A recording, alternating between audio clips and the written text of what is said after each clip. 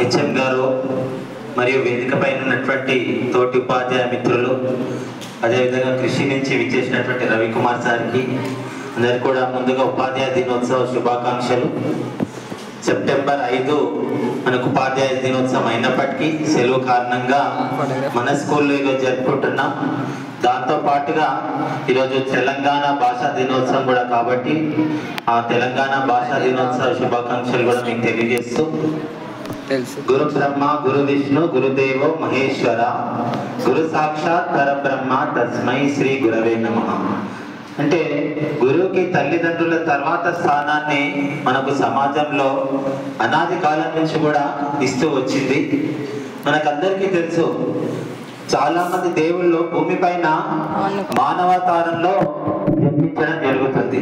రాముడు జన్మించాడు, కృష్ణుడు జన్మించాడు. కానీ నేను దేవుడినే కదా, నాకు అన్ని తెలుసు, నాకు ఎవరి నుంచి జ్ఞానం పొందాల్సినటువంటి అవసరం లేదని ఎప్పుడు అనుకోలేదు. రాముడు విశ్వామిత్రుడి దగ్గర శిష్యరికం చేసి విశ్వామిత్రుడిని గురువుగా స్వీకరించాడు. తర్వాత కృష్ణుడు సాందీపని మహర్షి దగ్గర శిష్యుడిగా ఉంటూ ఆయన సేవలు అందించాడు. ఆ తర్వాత కాలంలో చూసుకున్నట్లయితే చాలా మంది మహానుభావులు, ఒకసారి బాల్ గంగాధర్ తిలక్ గారు, మీ అందరికీ తెలుసు, చాలా ఫోటోలు చూసుంటారు. మొన్న జరిగినటువంటి గణేష్ ఉత్సవాలు కూడా ఆయనే ప్రారంభించడం జరిగింది. స్వాతంత్రోద్యమంలో గాంధీజీ కంటే ముందు నుంచి కూడా ఆయన కృషి చేశారు.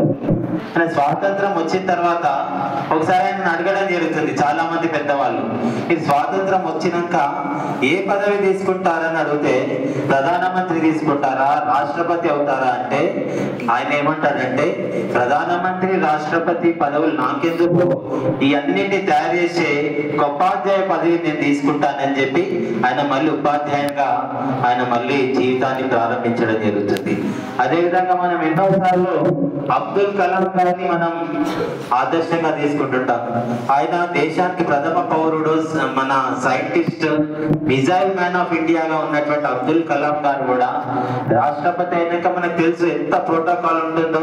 మనం ఇటీవల బొల్లారంలో రాష్ట్రపతి నిలయం కూడా చూసాము.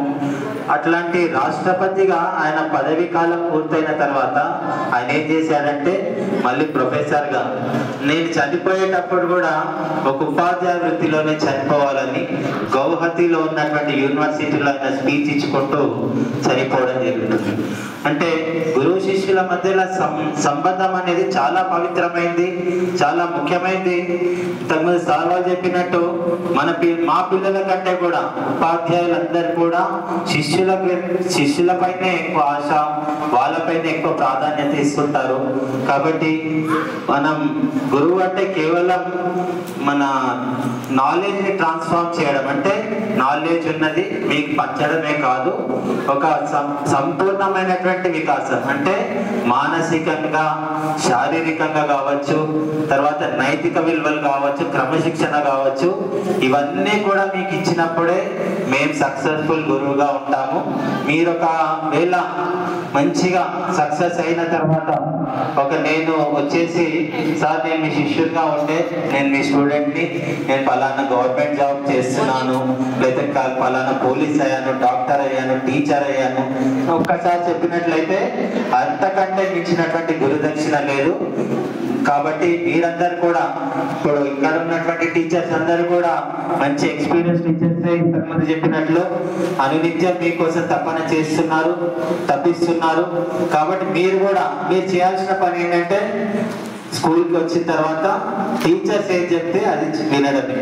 మనం ఎంజాయ్ చేయొచ్చు, కాకపోతే దానికంటూ ఒక టైం ఉంటుంది. మనం క్లాస్ రూమ్లో టీచర్ పాఠాలు చెప్తుంటే ఇంకా మన పని మనం చేసుకోవడం కాదు.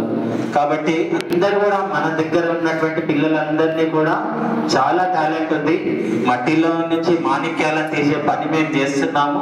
దానికి మీ యొక్క సహకారం కూడా కావాలి. కాబట్టి మీరందరూ కూడా ఉపాధ్యాయులు చెప్పినట్లు విన్నట్లయితే మీరు కూడా భవిష్యత్తులో మంచి మార్గంలో మీరు ప్రయాణిస్తారు, తర్వాత మంచిగా సెటిల్ అవుతారని చెప్పి మేము ఆశిస్తూ, అదేవిధంగా ఈరోజు ఈ కార్యక్రమాన్ని కూడా చాలా అద్భుతంగా నిర్వహించడం జరిగింది.